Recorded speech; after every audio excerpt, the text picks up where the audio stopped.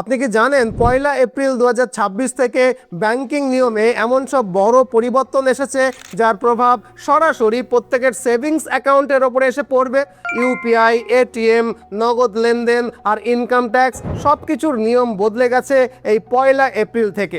এবার থেকে প্রতিবার টাকা তুললে 23 টাকা পর্যন্ত চার্জ কেটে যাবে। আবার প্যান কার্ডের নিয়মও আরও কঠোর হয়েছে। শুধু এটুকুই নয়, এমনকি আপনার সোশ্যাল মিডিয়া পোস্টেও ইনকাম ট্যাক্স ডিপার্টমেন্ট রীতিমতো নজর রাখবে। আর আপনি যদি নিয়মের এই চেঞ্জেসগুলো না জানেন তাহলে আপনাকে হাজার হাজার টাকা ফাইন গুনতে হবে। আর তাই এই ভিডিওতে আমরা ব্যাংকিং সিস্টেমের এমন 6টা পরিবর্তন দেখব যেগুলো আপনার সেভিংস অ্যাকাউন্টের টাকা, নগদ এবং ডিজিটাল লেনদেনে সরাসরি প্রভাব ফেলবে। ভিডিওটা একদম শেষ পর্যন্ত দেখুন, কারণ একটা ভুলের কারণে আপনার সেভিংস অ্যাকাউন্ট থেকে টাকা কাটা যেতে পারে। তো চলুন শুরু থেকে শুরু করি। তবে তার আগে একটা অনুরোধ, ভিডিওটাকে অবশ্যই লাইক করে দিন এবং নতুন হলে চ্যানেলটাকে অবশ্যই সাবস্ক্রাইব করে নিন।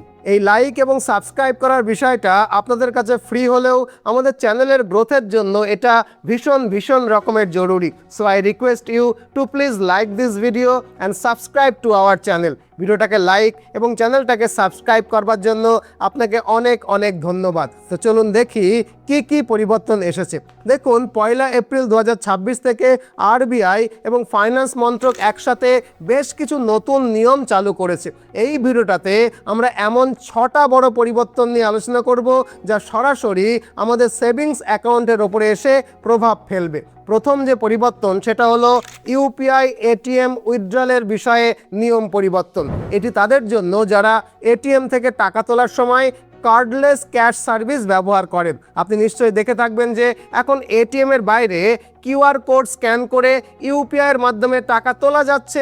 এতদিন আমরা ভাবতাম যেহেতু এটি ডিজিটাল ট্রানজ্যাকশন তাই এটিকে আমাদের কার্ডের ফ্রি লিমিটের মধ্যে গণনা করা হবে না, মানে বিনা খরচে আমরা সহজেই টাকা তুলতে পারবো। কিন্তু এখন এই নিয়ম বদলাতে চলেছে। বড় প্রাইভেট ব্যাংকগুলো, বিশেষ করে এইচডিএফসি, ইতিমধ্যেই এই পরিবর্তন শুরুও করেছে। তারা জানিয়েছে এখন থেকে ইউপিআইয়ের মাধ্যমে যে ক্যাশ উইথড্রল করবেন সেটিকেও আপনার মাসিক ফ্রি উইথড্রলের মধ্যেই গণনা করা হবে। আপাতত এইচডিএফসি ব্যাংক এটা শুরু করেছে, খুব সম্ভবত অন্যান্য বড় ব্যাংকগুলোও দ্রুত এই নিয়মকে অনুসরণ করবে। বিষয়টা কি বুঝলেন? আচ্ছা, একটু সহজ করে বলি। ধরুন আপনার ব্যাংক আপনাকে প্রতি মাসে এটিএম থেকে 5টা ফ্রি উইথড্রল দেয়।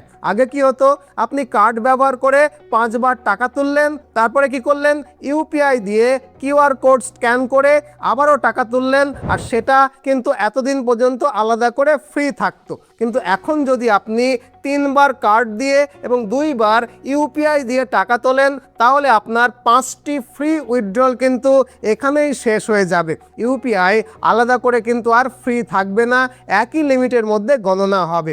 এরপরে আপনি কার্ড বা ইউপিআই যেটাই ব্যবহার করুন না কেন, প্রতি ট্রানজ্যাকশনে কিন্তু 23 টাকা করে চার্জ দিতে হবে, সাথে জিএসটিও লাগবে। মেট্রো শহর যেমন দিল্লি, মুম্বাই ইত্যাদিতে অন্যান্য ব্যাংকের এটিএম থেকে মাসে 3টি ফ্রি উইথড্রল পাওয়া যায়, আর নন মেট্রো শহরে 5টি পর্যন্ত ফ্রি উইথড্রল থাকে। এটা কিন্তু এখন এটিএম প্লাস ইউপিআই কোড দিয়ে যে স্ক্যান করে এটিএম থেকে টাকা উইথড্রল করেন, এই দুটো মিলিয়ে হবে। আশা করি বিষয়টা বুঝলেন। এখন আপনি জিজ্ঞেস করতে পারেন যে কেন এই নিয়মের পরিবর্তন হচ্ছে। আসলে এর পেছনে ব্যাংকগুলোর উদ্দেশ্য হলো ডিজিটাল ক্যাশ এবং ফিজিক্যাল ক্যাশের মধ্যে পার্থক্যকে কমিয়ে আনা। ব্যাংকগুলোর যুক্তি, আপনি স্ক্যান করুন বা কার্ড ব্যবহার করুন, ক্যাশ ব্যবহারের খরচ তো সেই একই, তাই আলাদা সুবিধা দেওয়ার কোনো প্রয়োজন নেই। সো এখন থেকে খুব জরুরি পরিস্থিতি ছাড়া ইউপিআই দিয়ে এটিএম থেকে টাকা তোলার আগে ভাববেন, কারণ অনেক সময় আমরা বুঝতেই পারি না যে প্রতি ট্রানজ্যাকশনে 23 টাকা করে কেটে যাচ্ছে।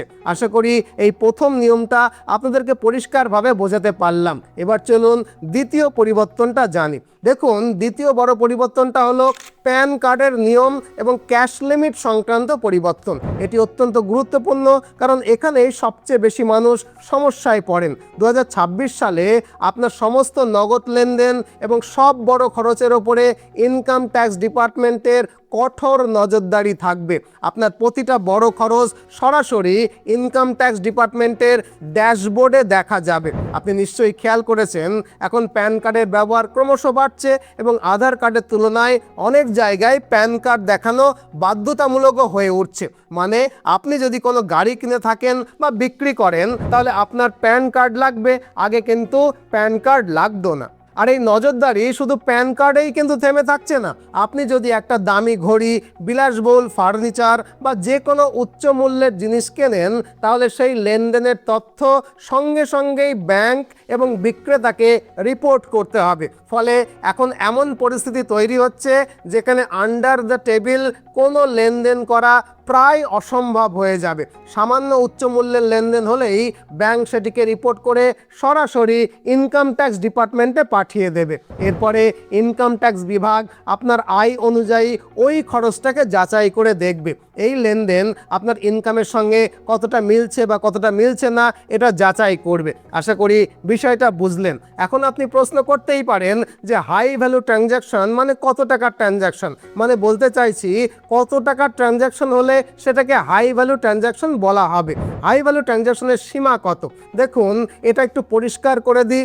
যদি আপনি বছরে আপনার সেভিংস অ্যাকাউন্ট থেকে 10 লাখ টাকা বা তার বেশি নগদ জমা করেন বা তোলেন তাহলে ব্যাংক তা সরাসরি ইনকাম ট্যাক্স ডিপার্টমেন্টকে রিপোর্ট করবে। মনে রাখবেন, এটি কোনো একটা ট্রানজ্যাকশনের লিমিট নয়, পুরো বছরের মোট লেনদেনের হিসাব। অর্থাৎ আপনি যদি ছোট ছোট করে 10 বার টাকা জমা করেন এবং মোট 10 লাখ টাকা বা তার বেশি হয়ে যায় তাহলেও কিন্তু আপনি ইনকাম ট্যাক্স ডিপার্টমেন্টের নজরে চলে আসবেন। এছাড়া যদি আপনার ক্রেডিট কার্ডের বিল 1 লাখ টাকার বেশি হয় এবং আপনি সেটি নগদে পরিশোধ করেন তাহলে সেটিও ইনকাম ট্যাক্স ডিপার্টমেন্টের নজরে আসবে। শুধু এখানেই শেষ নয়, রিয়েল এস্টেটের ক্ষেত্রে নগদ লেনদেন প্রায় শেষ হয়ে যাচ্ছে বললেই ভালো হয়, কারণ আয়কর আইনের সেকশন 269 ST অনুযায়ী আপনি কোনো এক ব্যক্তির কাছ থেকে একদিনে বা একক লেনদেনে 2 লাখ টাকা বা তার বেশি নগদ নিতে পারবেন না। আর এর শাস্তি কি জানেন? শাস্তি 100%। অর্থাৎ আপনি যদি 3 লাখ টাকা নগদে নেন তাহলে 3 লাখ টাকাই কিন্তু জরিমানা দিতে হতে পারে। শুধু নগদ নয়, আপনি যদি একদিনে 10 লাখ টাকার বেশি ডিজিটাল লেনদেন করেন, যেমন NEFT, RTGC ইত্যাদি করেন, সেটিও ইনকাম ট্যাক্স ডিপার্টমেন্টের রিপোর্ট হবে। একইভাবে আপনি যদি 10 লাখ টাকার বেশি নগদে ফিক্সড ডিপোজিট করেন সেটিও ফ্ল্যাগ করা হবে। এছাড়া গাড়ি, গয়না ইত্যাদি কেনার ক্ষেত্রেও অনেক রকমের বিধিনিষেধ এসেছে।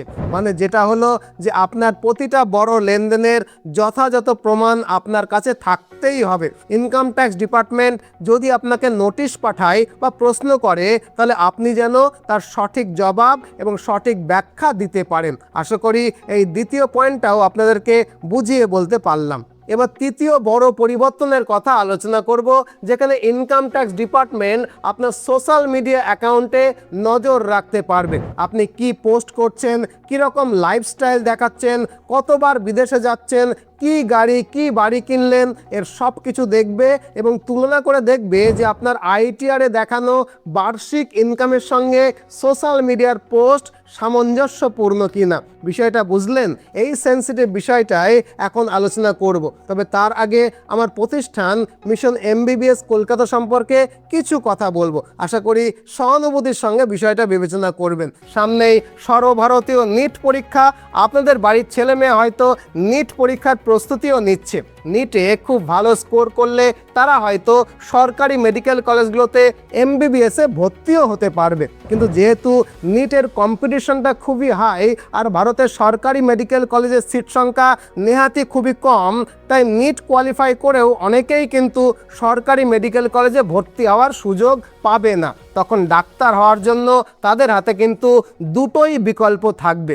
হয় 1-1.5 কোটি টাকা খরচ করে ভারতের কোনো প্রাইভেট মেডিকেল কলেজ থেকে MBBS পাশ করা, নতুবা তার 4 ভাগের 1 ভাগ টাকায় উজবেকিস্তান, রাশিয়া, জর্জিয়ার মতো দেশে খুব ভালো কোনো মেডিকেল কলেজ থেকে MBBS পাশ করে দেশে ফিরে আসা। তবে শুধু ফ্রেশার্সরা নয়, যদি আপনি ড্রপার হন, মানে এক বা একাধিকবার চেষ্টা করেছেন কিন্তু মনে হচ্ছে সরকারি কলেজে পাবেন না এবং প্রাইভেট কলেজের খরচও বহন করার ক্ষমতা আপনার পরিবারের নেই, তাহলেও আপনি আমাদের প্রতিষ্ঠান মিশন এমবিবিএস কলকাতাকে ফোন করতে পারেন। আমাদের অফিসে ফোন করে অ্যাপয়েন্টমেন্ট বুক করলে আপনাকে একটা ডেট দেওয়া হবে। সেই ডেটে আমাদের কলকাতার অফিসে এলে আপনাকে এবং আপনার অভিভাবককে বিদেশে এমবিবিএস করতে গেলে কি কি করতে হয় তার খুঁটিনাটি বিষয় আমরা জানাবো। কোন কোন বিশ্ববিদ্যালয়ে আপনি আবেদন করতে পারেন, তাদের কি কি শর্ত আছে, আপনার জন্য কোনটা সবচেয়ে ভালো হবে, বা বিদেশে পড়াশোনা করতে গেলে নর্মালি কি কি অসুবিধা হয় এবং সেই অসুবিধাগুলোকে আমরা কিভাবে দূর করব বা আপনাকে কীভাবে সাহায্য করব, এর সবটাই আমরা বলে দেবো। এই সাহায্যের মধ্যে থাকবে অ্যাডমিশন, অ্যাকোমোডেশন, ভিসা প্রসেসিং, যদি দরকার হয় ব্যাংক লোন, কারেন্সি এক্সচেঞ্জ, এমনকি মেডিকেল কলেজ পর্যন্ত পৌঁছে দেওয়ার ব্যবস্থাও কিন্তু আমরাই করব। এখানেই শেষ নয়, বিদেশের প্রতিটা মেডিকেল কলেজে আমাদের নিজস্ব অফিস রয়েছে, তাই পড়াশোনা চলাকালীন বা হোস্টেলে থাকাকালীন সময়ে যে কোনো সমস্যায় আমরা কিন্তু আপনার পাশেই থাকব। এক কথায় বিদেশ থেকে এমবিবিএস করার ক্ষেত্রে যা যা সাপোর্ট লাগে তার সব কিছুই আমরা মানে মিশন এমবিবিএস কলকাতা আপনাকে প্রোভাইড করব। গত 10 বছরে আমরা 1000-এরও বেশি ছাত্রছাত্রীকে সফলভাবে বিদেশ থেকে এমবিবিএস পাশ করিয়ে দেশে ফিরিয়ে এনেছি এবং তারা দেশে ফিরে সফলভাবে সরকারি হাসপাতালে চাকরিও কিন্তু করছে।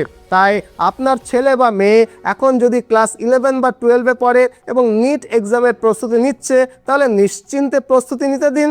যদি নিটে ভালো স্কোর করে দেশের সরকারি মেডিকেল কলেজে চান্স পায় তো ভালো কথা, নইলে বিদেশ থেকে ডাক্তারি পাশ করে আসার ব্যাপারে সাহায্য করবার জন্য আমরা তো আছি। আমাদের প্রতিষ্ঠান মিশন এমবিবিএস কলকাতার সঙ্গে যোগাযোগ করতে ডেসক্রিপশন বা পিন কমেন্টে দেওয়া লিঙ্কে ক্লিক করতে পারেন, অথবা ফোন নাম্বারে ফোন করে অ্যাপয়েন্টমেন্ট ফিক্সড করে আমাদের কলকাতার অফিসে এসেও কথা বলতে পারেন। কলকাতার অফিসে এলে আমার সঙ্গে আপনার দেখা হবে। তো চলুন এবার মূল আলোচনায় ফিরি। যাই হোক, এবার আসি তৃতীয় বড় পরিবর্তনের কথায়, সেটা হলো ইনকাম ট্যাক্স এবং সোশ্যাল মিডিয়া বিষয়ক পরিবর্তন। এপ্রিল 2026 থেকে নতুন নিয়ম অনুযায়ী ইনকাম ট্যাক্স ডিপার্টমেন্ট শুধু আপনার ব্যাংক স্টেটমেন্টই নয়, প্রয়োজনে আপনার সোশ্যাল মিডিয়া অ্যাকাউন্টও যাচাই করতে পারবে। আই রিপিট, দরকার হলে বা সন্দেহ হলে ইনকাম ট্যাক্স ডিপার্টমেন্ট আপনার সোশ্যাল মিডিয়ায় নজর রাখতে পারবে যে আপনি সেখানে কি কি পোস্ট করছেন। অর্থাৎ নতুন ইনকাম ট্যাক্স অ্যাক্ট 2026 অনুযায়ী কর্তৃপক্ষ আপনার ডিজিটাল ফুটপ্রিন্ট স্ক্যান করার ক্ষমতা পাবে। ধরুন আপনি আপনার আইটিআরে দেখিয়েছেন যে আপনার বার্ষিক আয় 7 লক্ষ টাকা, কিন্তু সোশ্যাল মিডিয়ায় আপনি 60 লক্ষ টাকার গাড়ি কেনার ছবি পোস্ট করছেন বা নিয়মিত বিদেশ ভ্রমণের ছবি দেখাচ্ছেন, তাহলে এই তথ্যগুলো আপনার ঘোষিত আয়ের সাথে মিলিয়ে দেখা হবে। মানে দেখা হবে বছরে 7 লাখ টাকা আয় করা একজন মানুষ 60 লাখ টাকার গাড়ি কিভাবে কিনছে, আবার এত ঘন ঘন বিদেশ ভ্রমণই বা কিভাবে করছে, এই এক্সট্রা আয়ের উৎসটা কি। অর্থাৎ ইনকাম ট্যাক্স ডিপার্টমেন্টের কাছে আপনার ব্যাংক ডেটা এবং সোশ্যাল মিডিয়ার তথ্য মিলিয়ে দেখার ক্ষমতা থাকবে।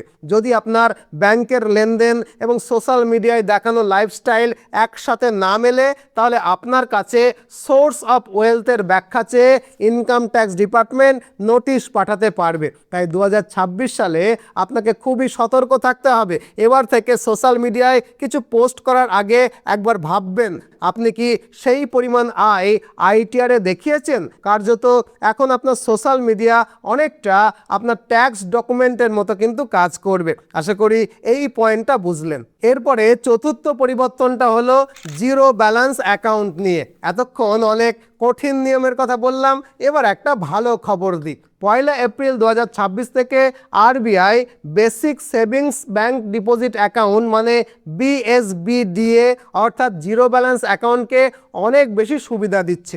আগে এই ধরনের অ্যাকাউন্টে নানান রকমের সীমাবদ্ধতা থাকতো, কিন্তু এখন অনেক পরিষেবা কিন্তু ফ্রি হয়ে যাবে। যেমন আপনি যতবার খুশি ক্যাশ ডিপোজিট করতে পারবেন, কোনো চার্জ লাগবে না। ডেবিট কার্ড ফ্রি, কোনো বার্ষিক চার্জ কিন্তু থাকবে না। নির্দিষ্ট সীমা পর্যন্ত ফ্রি চেকবুক থাকবে। ইউপিআই, এনইএফটি, আরটিজিএস এর মতো ডিজিটাল লেনদেনে কোনো হিডেন চার্জ থাকবে না। কোনো মিনিমাম ব্যালেন্স টাকার প্রয়োজন নেই এবং প্রতি মাসে অন্তত 4টি ফ্রি উইথড্রল পাওয়া যাবে। এই পরিবর্তনগুলো বিশেষ করে তাদের জন্য যারা ব্যাংকিং চার্জ নিয়ে ভয় পেতেন। তাছাড়া আগে ব্যাংকগুলো জিরো ব্যালেন্স অ্যাকাউন্ট হোল্ডারদেরকে খুব একটা গুরুত্বও দিত না, অনেক সময় পরিষেবাও ঠিকঠাক দিত না বা অনেক কম দিত, কিন্তু নতুন নিয়ম অনুযায়ী ব্যাংকগুলো এখন আর সেটা করতে পারবে না। তাই সরকারের এই নতুন নিয়ম জিরো ব্যালেন্স অ্যাকাউন্ট হোল্ডারদের জন্য একটা খুশির খবর। এরপরে আসি ফিউচার্স এবং অপশন ট্রেডিংয়ের নিয়মের পরিবর্তনে। যদিও এটা আরবিআই নয়, সেবির অধীনে পড়ে, তবুও এটা জানা কিন্তু খুবই জরুরি। যদি আপনি ফিউচার এবং অপশনে ট্রেডিং করে টাকা উপার্জনের চেষ্টা করেন, তাহলে 2026 সালে আপনার ট্রেডিং খরচ কিন্তু বাড়বে, কারণ সরকার সিকিউরিটি ট্রানজ্যাকশন ট্যাক্স বা এসটিটি কিন্তু বাড়িয়ে দিয়েছে। আগে যদি আপনি 10 লাখ টাকার ফিউচার কন্ট্রাক্ট বিক্রি করতেন, তাহলে প্রায় 200 টাকা এসটিটি দিতে হতো, কিন্তু 1 এপ্রিল 2026 থেকে একই ট্রেডে 500 টাকা দিতে হবে, অর্থাৎ 150% বৃদ্ধি। এতে সরাসরি আপনার লাভ কিন্তু কমে যাবে। তাছাড়া অপশন ট্রেডিংয়েও ট্যাক্স প্রায় 50% বেড়েছে। আগে 10,000 টাকার প্রিমিয়ামে 10 টাকা ট্যাক্স লাগতো, এখন সেখানে লাগবে 15 টাকা। তবে ভালো দিকটাও হলো যে ইকুইটি ডেলিভারি 0.1% এবং ইন্টারডে ক্যাশ 0.025%, এই ট্যাক্সে কিন্তু কোনো পরিবর্তন হয়নি। তাই আপনি যদি লং টার্ম ইনভেস্টর হন, চিন্তার কিছু নেই। আশা করি এই পয়েন্টটা আপনাদেরকে বুঝিয়ে বলতে পারলাম। এবার চলুন পঞ্চম পরিবর্তন, ডিজিটাল ফ্রড কম্পেনসেশন নিয়ে কথা বলি। এটি খুবই গুরুত্বপূর্ণ একটা গ্রাহক বান্ধব নিয়ম, কারণ বর্তমানে ডিজিটাল ফ্রড বা ডিজিটাল প্রতারণা একটা বড় সমস্যা হয়ে উঠেছে এবং স্ক্যামাররা অনেক উন্নতও হয়ে গেছে। তাই 1 জুলাই 2026 থেকে একটা নতুন নিয়ম আসছে। যদি আপনি 50,000 পর্যন্ত কোনো ডিজিটাল প্রতারণার শিকার হন, তাহলে আপনি সর্বোচ্চ 85% ক্ষতিপূরণ পেতে পারেন। তবে এখানে 3টি শর্ত থাকবে। সর্বোচ্চ ক্ষতিপূরণ সীমা 25,000 টাকা হবে, প্রতারণার 5 দিনের মধ্যে ব্যাংকে রিপোর্ট করতে হবে, এবং 3, জীবনে একবারই এই সুবিধাটা পাওয়া যাবে। অর্থাৎ আরবিআই আপনাকে একটা সেফটি নেট দিচ্ছে, কিন্তু সাথে এটাও বলছে পরবর্তীতে আরও সতর্ক থাকতে হবে। সবশেষে আসি ষষ্ঠ পরিবর্তন বা নতুন লোন রিকভারি নিয়মের পরিবর্তনে। আমরা অনেক সময় দেখি ব্যাংকের রিকভারি এজেন্টরা গ্রাহকদের সঙ্গে খারাপ ব্যবহার করে, অপমানজনক ভাষা ব্যবহার করে, কারণে অকারণে যে কোনো সময় ফোন করে। এটা কিন্তু একটা বড় সমস্যা। আর তাই এই সমস্যার সমাধানে আরবিআই নতুন গাইডলাইন এনেছে। নতুন নিয়ম অনুযায়ী, 1, কোনো ধরনের মানসিক বা শারীরিক হেনস্থা করা যাবে না। কেবল সকাল 8টা থেকে সন্ধ্যে 7টার মধ্যেই ফোন বা যোগাযোগ করা যাবে। গ্রাহকের ব্যক্তিগত তথ্য বন্ধু বা আত্মীয়দের কাছে প্রকাশ করা যাবে না এবং গ্রাহককে অপমান করা যাবে না। যদি কোনো ব্যাংক এই নিয়ম ভাঙে, তাহলে তাদের উপরে কঠোর জরিমানা আরোপ করা হবে, এমনকি তাদের রিকভারি লাইসেন্সও বাতিল হতে পারে। আশা করি এই নিয়মের পরিবর্তনটাও বুঝলেন। সব মিলিয়ে 2026 সালে এই যে 6টা পরিবর্তন, এগুলো জানা কিন্তু খুবই জরুরি ছিল। তবে ভিডিওটার শেষে 3টে গুরুত্বপূর্ণ পরামর্শ দিই। 1, আপনার এটিএম উইথড্রল লিমিটে নিয়মিত নজর রাখুন যাতে অপ্রয়োজনীয় চার্জ না লাগে। 2, আপনার ডিজিটাল লেনদেন এবং সোশ্যাল মিডিয়ার লাইফস্টাইলে যেন আইটিআরের সঙ্গে মিল থাকে। এবং 3, কোনো প্রতারণা হলে 5 দিনের মধ্যেই 1930 নম্বরে বা ব্যাংকের পোর্টালে রিপোর্ট করুন। যদি এই তথ্যগুলো আপনাদের কাজে লাগে, তাহলে ভিডিওটাকে লাইক, কমেন্ট এবং শেয়ার করে সমর্থন করবেন, এবং আপনার পরিবার এবং বন্ধুদের সঙ্গে ভিডিওটা শেয়ার করে দিতে ভুলবেন না। আর হ্যাঁ, যেটা বলছিলাম, আমাদের একটা প্রতিষ্ঠান রয়েছে মিশন এমবিবিএস কলকাতা, যারা বিদেশ থেকে ডাক্তারি পড়িয়ে আনতে সহায়তা করে।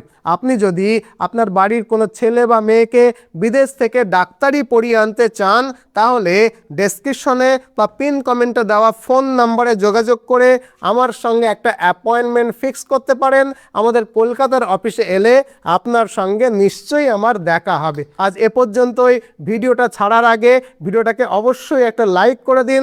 নতুন হলে অবশ্যই চ্যানেলটাকে সাবস্ক্রাইব করে নেবেন। আজ এ পর্যন্তই। নতুন ভিডিও নিয়ে আবারও দেখা হবে। ততদিনে ভালো থাকবেন, সুস্থ থাকবেন, সদা সর্বদা ভারতের পক্ষে থাকবেন। জয় হিন্দ, জয় ভারত।